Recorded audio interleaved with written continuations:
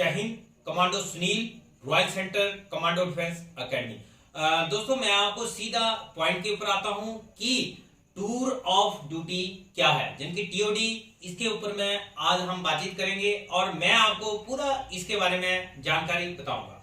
तो दोस्तों ये टूर ऑफ ड्यूटी जो इसमें क्या क्या सिस्टम बनाया है और किस प्रकार से आर्मी में बच्चों को अभी भर्ती किया जाएगा।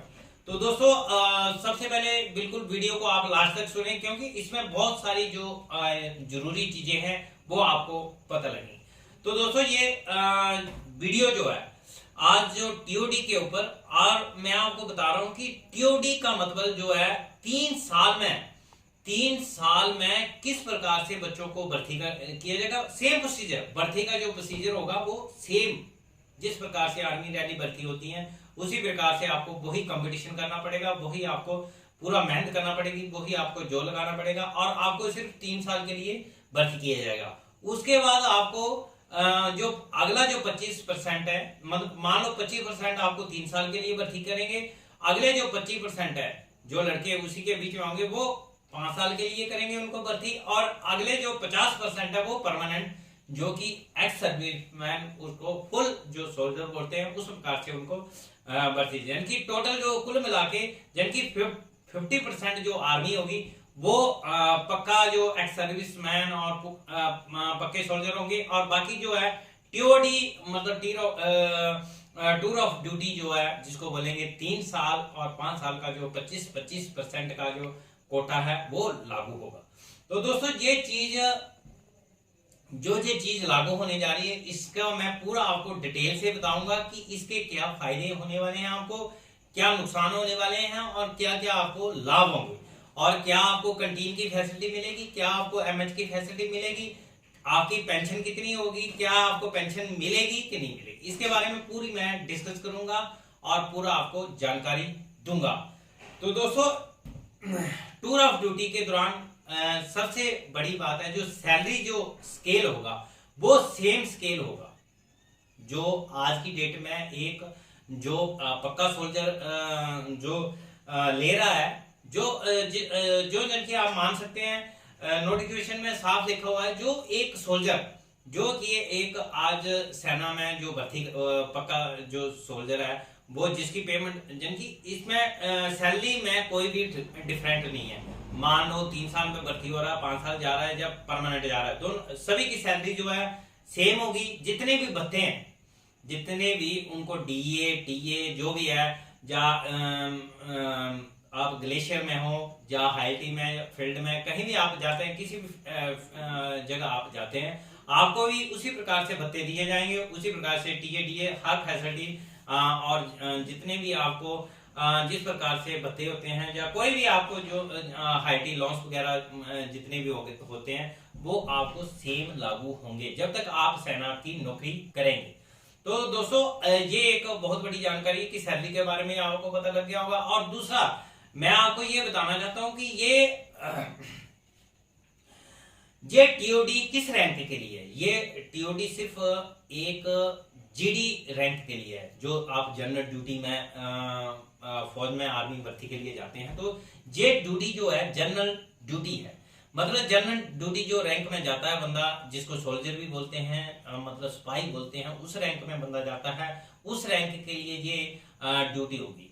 क्योंकि और आपको मैं ये जानकारी देना चाहता हूं कि अफसर रैंक में ये ड्यूटी लागू नहीं होगी, अफसर रैंक में नहीं होगी। ये टोटली ही आपको जो जीडी रैंक है, जो स्पाई रैंक है, उस रैंक में आपको ये ड्यूटी दी जाएगी। और उसके बाद आपको आगे क्या क्या ड्यूटियां मिलेंगी वो आपको वहां पर जाके, आपकी ट्रेनिंग कितनी होगी, ट्रेनिंग आपकी किस हिसाब से होगी वो तय वहां पर जाके होगा, किस प्रकार से आपको ट्रेनिंग कराएंगे, क्या क्या इन बंदों को डिटेलमेंट करेंगे, ये वहां पर जाके आपको हर एक चीज आपको बताई जाएगी।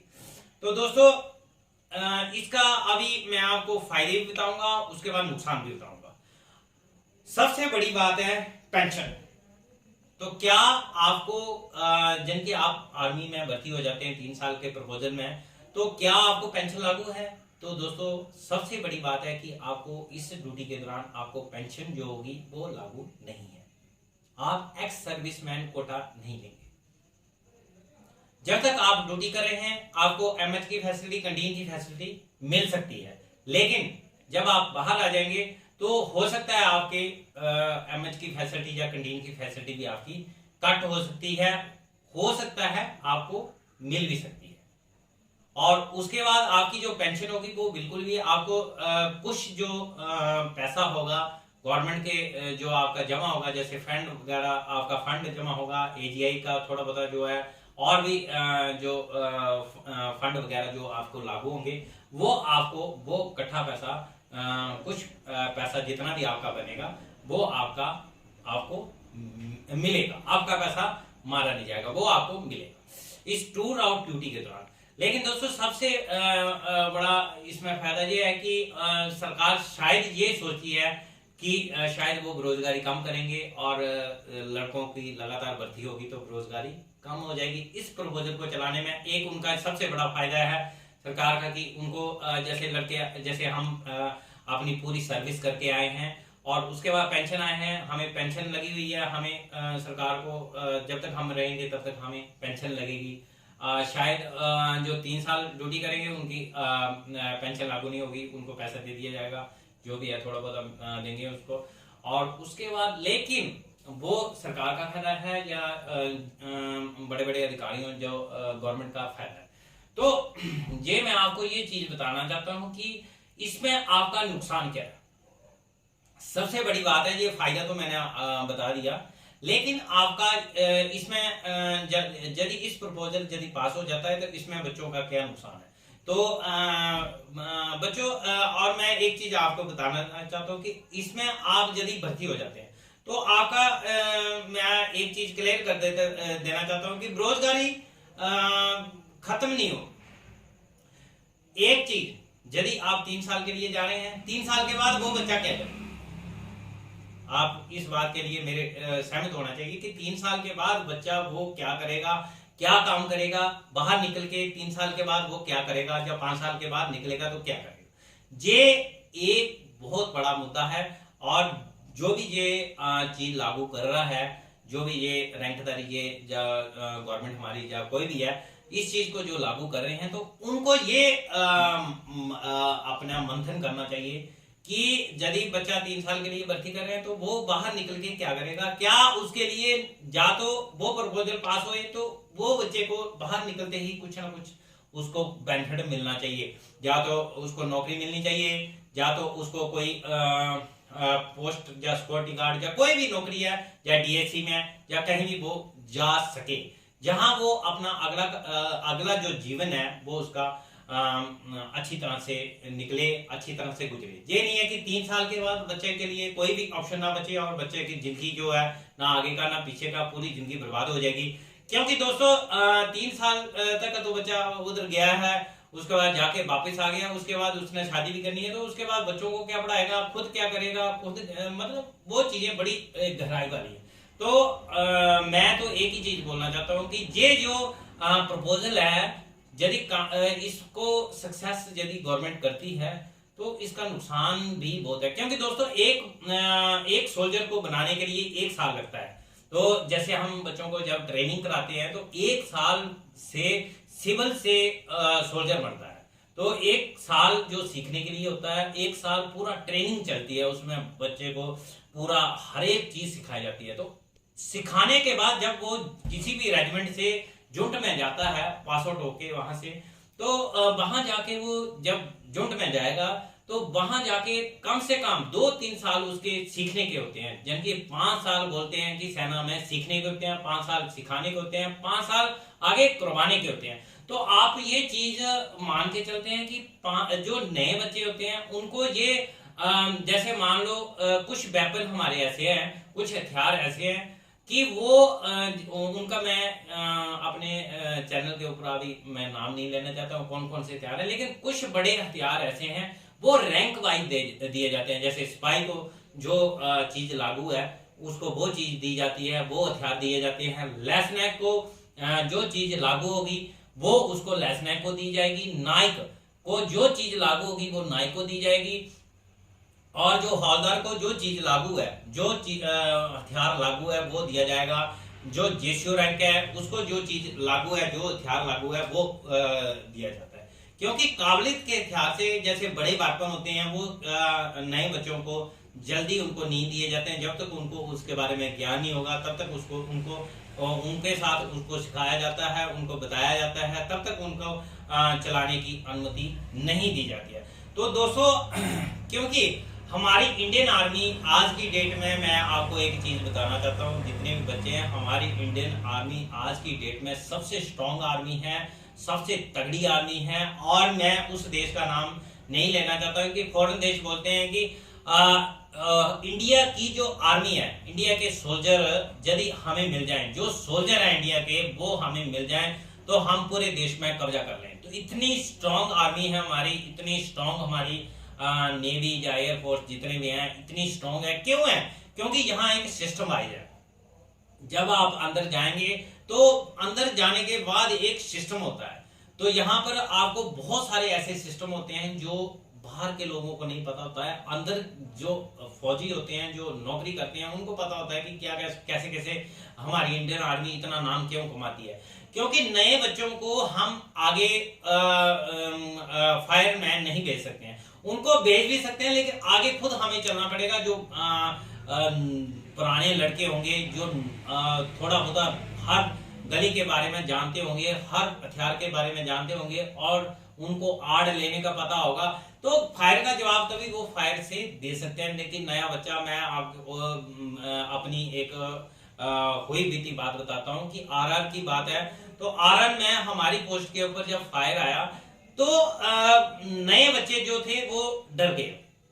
तो लेकिन जो पुराने हमारे फौजदार नाइक, पुराने जो सिपाही थे, उन्होंने अपना जो फायर का जवाब फायर से दिया।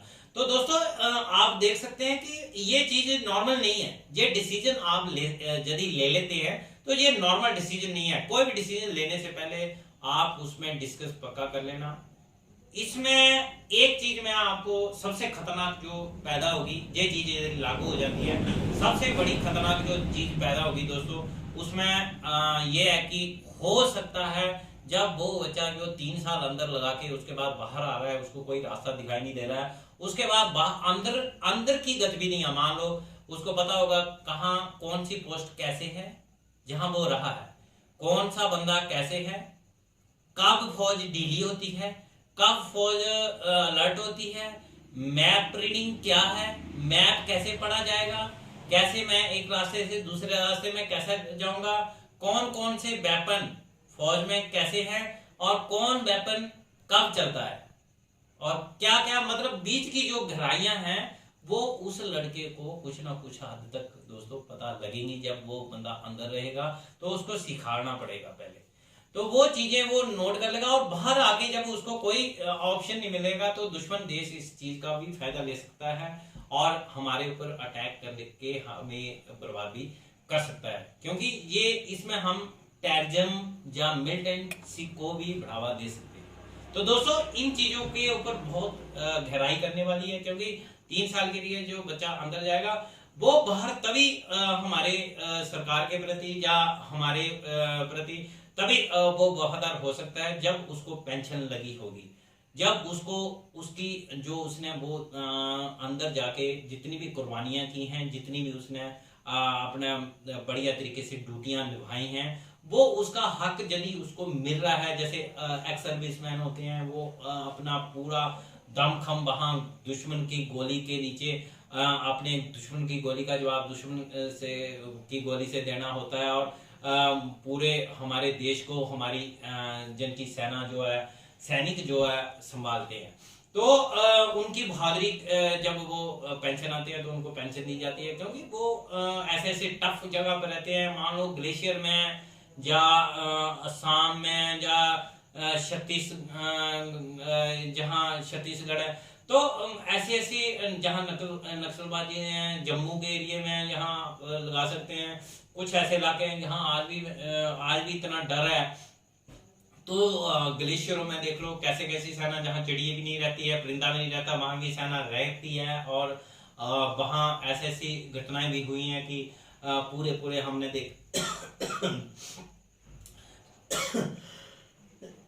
सॉरी, पूरे हमने देखे हुए हैं कि पूरे हमारे जो लड़के हैं वो पूरे ग्लेशियरों के बीच में अंदर चले जाते हैं। तो इन परिस्थितियों में भी सेना वहां पर रहती है, घबराती नहीं है। जहां हमारे कई जगह ऐसे एक्सीडेंट हुए हैं, फायर एकदम आ गया, फायर का जवाब दिया।